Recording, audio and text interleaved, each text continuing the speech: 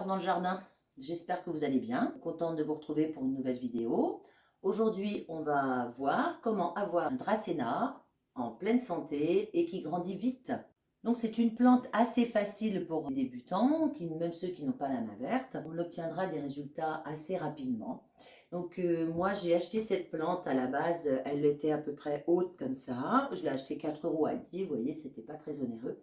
Et voilà ce que ça a donné sur 4 ans. C'est une plante qui prend environ 10 à 15 cm par année. Le dracéna vient d'Afrique ou d'Asie principalement. Il fait partie de la famille des asparagacées comme le yucca, les asperges ou l'asparagus.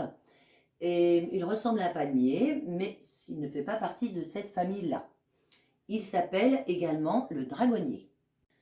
Le dragonnier est très intéressant pour son feuillage, également pour sa durée de vie. Par contre, au niveau de la floraison, elle est très rare, donc là, elle ne sera pas, c'est pas quelque chose qu'on recherchera dans le dracéna.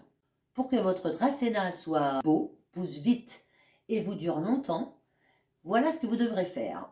Le dracéna est donc d'une plante d'intérieur. Vous l'exposerez en pleine lumière. Il lui faut beaucoup de luminosité, mais pas de soleil direct, sinon ça crame les feuilles. Dans une ambiance à entre 16 et 22 degrés. Au niveau de l'arrosage, vous avez la technique bien sûr du doigt vérifier entre 2 arrosages que le terreau soit sec et dès qu'il est sec on arrose. En général en période estivale c'est tous les 4-5 jours, en période d'hiver tous les 10 jours environ. Mais ça vous vérifiez bien avec le doigt.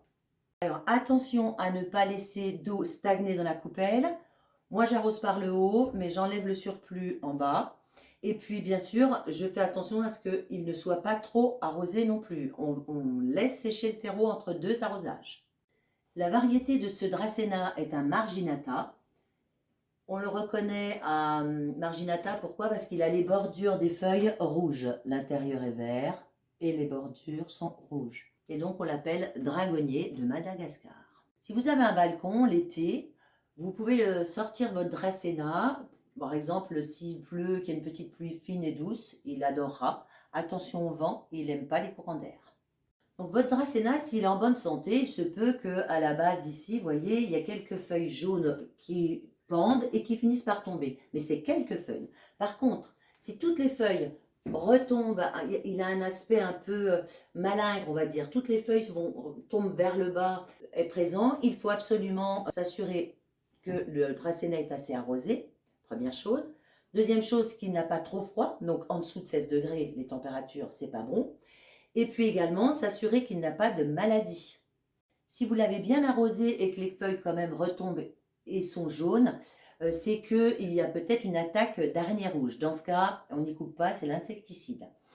Sinon, le dracéna peut être sensible à la cochenille. La cochenille, on a déjà parlé, c'est un petit insecte qui fait des petits dépôts blanchâtres.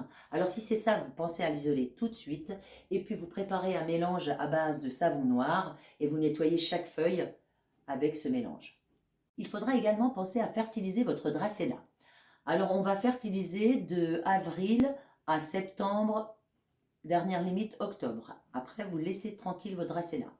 Moi, j'utilise des petits bâtonnets d'engrais, donc d'éléments nutritifs sous forme de bâtonnets, que j'insère, j'en mets par exemple 3 pour cette dimension de pot, mais là, vous vous référez à la notice de votre engrais.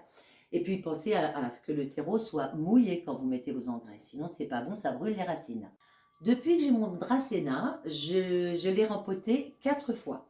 Donc, quand je l'ai eu, il était tout petit dans un petit pot. Je l'ai changé de pot et je l'ai mis dans un pot un petit peu plus gros. Et chaque année, je l'ai rempoté en adaptant la grosseur de mon pot à la grosseur de ma plante.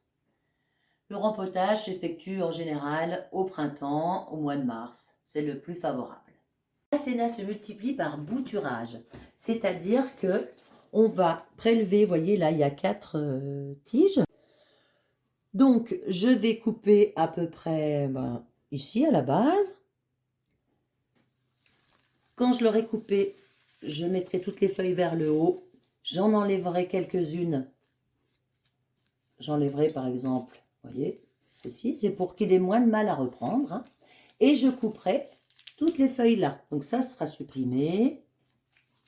Là, ce sera coupé. Et dans un terreau à semis, c'est important, pas un terreau, c'est trop riche. pas un terreau pour plantes vertes, hein, un terreau à semis. La tige que j'aurais prélevée, que j'aurais coupée en biseau, c'est-à-dire de biais, pas droite, de biais, je l'insérerai dans mon pot avec du terreau à semis.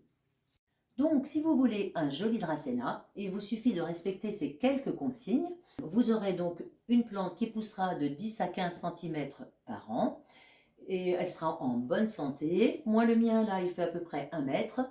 Dans la nature, ça atteint une dizaine de mètres de hauteur. Chez vous, dans votre appartement, le maximum qu'il pourra faire, c'est 1,50 m. Je vous remercie de nous avoir suivis sur notre chaîne. Si vous avez des sujets que vous voulez qu'on aborde, n'hésitez pas à laisser des commentaires. Si vous avez des questions, j'y répondrai. Je vous dis à bientôt pour une nouvelle vidéo. Le petit pouce bleu pour nous encourager. À bientôt.